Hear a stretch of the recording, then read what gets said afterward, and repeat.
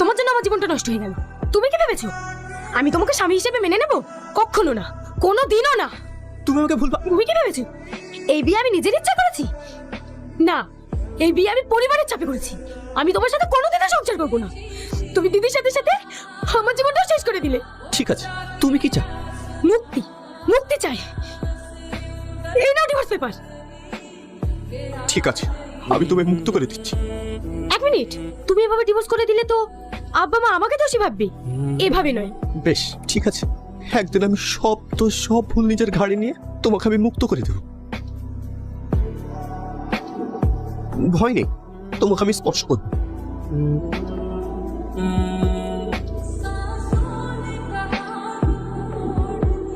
যাই বলো, এতদিন পর আবার এই সংসারটা পরিপূর্ণ হয়ে উঠেছে। বৌমা,